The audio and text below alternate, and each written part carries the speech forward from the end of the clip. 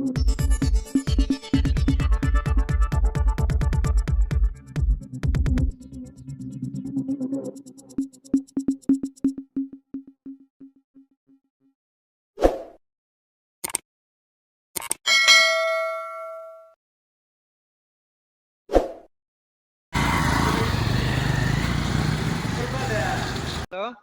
ఆ? పోతున్నాం స్టేషన్ కాడికే పోతున్నాం. నా పేరు హేమంత్ రెడ్డి. అవునా? ఆ, ఏమన్నా ఏం కావాలన్నా ఇన్ఫర్మేషన్ వాళ్ళ గురించి మీకు బ్రీఫ్ గా కావాలంటే ఇప్పుడైతే చెప్తాను నేను. అన్నా మేము తనికంటి వెంకటస్వామి, తనికంటి ఓబులేస్తున్నా ఫోన్. ఇద్దరు కలిసి బిజినెస్ చేస్తున్నారు, అన్నదమ్ములు ఇద్దరు. అవునా? నాకు చిన్నప్పటి నుంచి వెంకటస్వామి ఫ్రెండ్. ఇద్దరికి డబ్బులు ఇస్తున్నాను, అన్నకి ఇస్తున్నాను, తమ్ముడికి ఇస్తున్నాను, బంగారు కూడా ఇస్తున్నాను, వ్యాపారం చేపిస్తున్నాను. తనకి చాలా మటుకు గిరాకీలు అందరు చుట్టుపక్కల పల్లె నుంచి అన్ని చోట్ల నేను బిజినెస్ చేశాను, అతనికి ఇప్పించినాను. తర్వాత ఏం చేసినాడు, 2019, 18 ఎండింగ్ 19 ఆ టైంలో ఏం చేశారంటే గిన వాళ్ళు ఇప్పుడు ఏదైతే షాప్ కొన్నారో వీళ్ళు మొత్తం ముందు నుంచే ప్లాన్ వేసుకొని మొత్తము డబ్బులు జనాల దగ్గర నుంచి తీసుకునేవి అన్న మటుకు కట్టుకుంటా వచ్చినాడు, తమ్ముడిని కట్టనివ్వలేదు డబ్బులు. ఇన్సూరెన్స్ ఎంత ఉండొచ్చు అన్న? నాది ఒక్కందే అన్న. అంటే కన్నా మేము మొత్తం మా గ్రూప్ అంతా మా పల్లెల్లో నేనంతా ఇప్పించినది అంతా వచ్చేసి 3.5 కోటి అసలే అన్న. 3.5 కోటి అసలు వడ్డీతో సహా అంత వేస్తే 4.5 కోటి అవుతుంది. బంగారు ఏమన్నా మీరు ఇచ్చినారా? 475 గ్రాములు ఇంక్లూడింగ్ దాంతో కలిపి 3.5 కోటి. ఓకే. సో ఇది 2019 లో ఏం జరిగిందంటే, ఎప్పుడైతే తమ్ముడు పక్కకు వచ్చేసినాడో నాకు సంబంధం లేదంటున్నాడో మేము పోలీస్ స్టేషన్ లో అప్పుడు మేము స్పందనలో కేసు పెట్టినాము.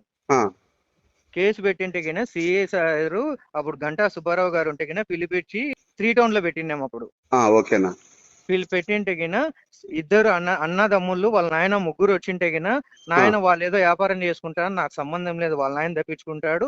అన్నేమో నేను కాదు రాసిచ్చింది, వాడు కాదు రాసిచ్చింది, మాకు సంబంధం లేదు అంటున్నాడు. నెక్స్ట్ వచ్చేసి వీడిని అడిగితే గిన నేనే సంబంధము, నేనే కడతాను అన్నాడు. ఎట్లా కడతావు అంటే గిన నాకు టైం ఇస్తే కడతానంటే గిన ఇన్నాళ్ళు టైం ఇచ్చింటే నువ్వు కట్టలేదు కదా, ఇప్పుడు ఏంది పరిస్థితి అది ఇది అంటే గిన సరే సార్ నాకు నెలకు 4 నుంచి 5 లక్షలు కట్టుకుంటా, నేను మొత్తం క్లియర్ చేసుకుంటాను సార్ అది ఇదని ఒక అగ్రిమెంట్. అంటే ఏ విధంగా వాళ్ళకి ఏదైనా గ్యారంటీ ఇవ్వమ్మా అట్లంటే గిన ఒక అగ్రిమెంట్ లో ఇప్పుడు ఏదైతే షాపు సగభాగం ఉందో అది మనకు అగ్రిమెంట్. షాపు పాత షాపులు 2 షాపులు ఉంటే గిన అబ్బాయి పేరు మీద ఒక షాప్ ఉంటే గిన అది అతన్ని సంక్రమించే ఆస్తులు కంప్లీట్ గా అన్ని రాసిచ్చినాడు అగ్రిమెంట్ తమ్ముడు. వాళ్ళన్న కూడా ఉన్నాడు ఆ రోజు పంచాయతీ జరిగినప్పుడు. అంటే వాళ్ళన్న కూడా ఏమైనా నేను కూడా వాళ్ళన్న నాకు సంబంధం లేదు వాన అప్పులతో అని చెప్పేసి వెళ్ళిపోయినాడు. ఓకే, నాకు సంబంధం లేదు సార్ అని. ఇచ్చిందేమో చిన్నోనికి తమ్మునికే ఇద్దరికి ఇచ్చినామన్నా. అన్న పెండింగ్ పెట్టిన వచ్చినాడు. ఓకే, మనకు అగ్రిమెంట్ రాసినాడు. అగ్రిమెంట్ రాసిన 4 days కి కంప్లీట్ రిజిస్ట్రేషన్ చేసేసుకున్నాడు అన్న.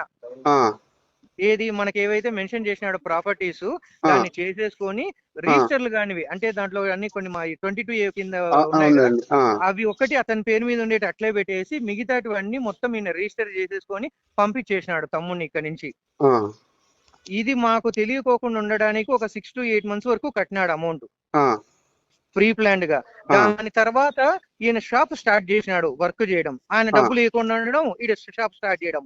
తర్వాత పోయి చూసుకుంటే గిన ఇల్లు రిజిస్ట్రేషన్ చేసేసుకున్నారు. ఇప్పుడు పోయి అడిగితే గిన నా పేరు మీద ఏం లేవు, నా దగ్గర ఉండేది ఇవే, నా దగ్గర ఏం లేవు అవి మళ్ళీ నీకైతే గిన సగభాగం ఆస్తి అయితే రావాలి కదా షాప్ లోది ఇవన్నీ మొత్తం అని అంటే నాకేం లేదు వచ్చేదని వాడంటాడు. తమ్ముడేమో అన్నేమో వానికి ఏం లేదు, ఇదంతా నా ఆస్తి అంటున్నాడు. ఇప్పుడు మీకు ఏ విధంగా న్యాయం జరుగుతుందని మీరు అనుకుంటారా? అన్న మేమైతే స్టేషన్ లో చెప్పినాము, ఇప్పుడు చాలా సార్లు తిరిగినాము. కాకపోతే ఏంటంటే మేము తిరిగిన టైంకి పోలీసు వాళ్ళు చేయడం తోటి పోలీసు వాళ్ళు కూడా ఇది సెన్సిటివ్ ఇష్యూ అయిందమ్మా, మా సస్పెండ్ కూడా అయిపోయినారు అది ఇదని వాళ్ళు అలా ఉన్నారు పోలీసులు. సో ఇది కొంచెం అంటే మా లీగాలిటీస్ ఇష్యూస్ ఇవి జనాలకి ఇట్లా మోసం చేసినందువల్ల ఎంత మటుకు లీగాలిటీ అని చెప్పేసి వాళ్ళు చెక్ చేసుకుంటున్నారు. మనం ఇచ్చిన కంప్లైంట్స్ మేము ఆల్రెడీ అప్రోచ్ చేసాం.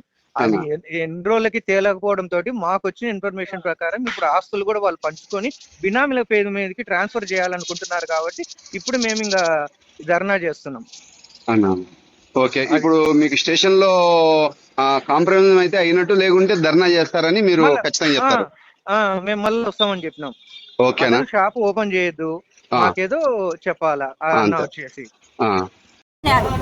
తీసుకొని తమ్ముని పక్కకు తప్పించి ఇది అగ్రిమెంట్ రాయించిన స్థలాన్ని మళ్ళీ తను రిజిస్టర్ చేయించుకున్నాడు అన్న.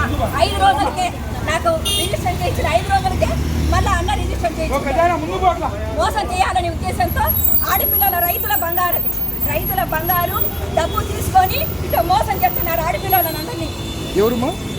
ఇద్దరు అన్నదమ్ముడు, ఇద్దరు కలికంటి శ్రీనివాసులు, కలికంటి వెంకటస్వామి, ఇద్దరు మోసం చేసి ఇప్పుడు వాళ్ళని పక్కకు తప్పించినాడు. వీడు మాత్రము వీడు కూర్చొని నాకు సంబంధం లేదని చెప్తున్నాడు. ఎంత డబ్బులు ఇవ్వాలమ్మా? దాదాపు 10 మంది రైతులకి. ఎంత డబ్బులు?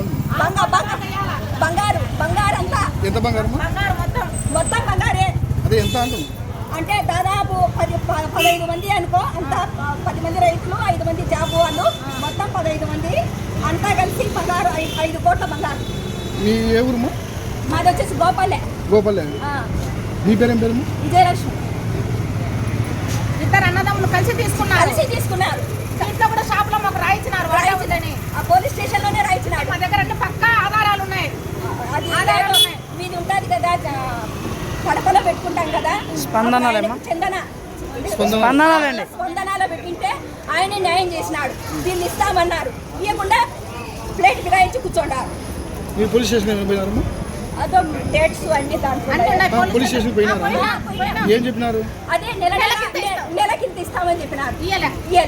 ఒక 2-3 నెలలు ఇచ్చినాడు. 50,000, 20,000, ₹1,00,000 అంటే 2-3 నెలలు ఇచ్చినాడు. మళ్ళీ ఇయ్యలేదన్నా. అన్నదమ్ములు ఇద్దరు కలిసి నాటకం ఆడుతున్నారు. ఉమ్మడిలో ఉండగానే తీసుకున్నారు. రైతులయ్యా, ఆడపిల్ల రైతులు. లేకపోతే ఆయనకి ఇంత చెప్పో మేము మాకు చాలా బాధితులు ఉన్నాం. మేము ఇలా నష్టపడతానికి రాలే. మేము వచ్చి కూర్చున్నాం. ఇక్కడ మా బాధ వెళ్ళబోతుంది. ఎంత మంది సఫర్ అవుతున్నారు దీని వల్ల, బయటికి రాలేక. ఆడపిల్లలు అత్తగారి నుంచి తరుముతున్నారు బంగారు లేదని. అందరు సవాలు దీని వల్ల. వీడు ఒక్కడేమో మేడ వేసుకున్నాడు. అవి ఎంతమంది అని చెప్తాడు. చుట్టూ స్థలాలు ఉన్నాయి, అన్ని మిగిలించుకోవాలని చూస్తున్నాడు. అందరి కొండ పట్టి వేసుకున్నాడు. మేమే ఉన్నాం బాధితులం.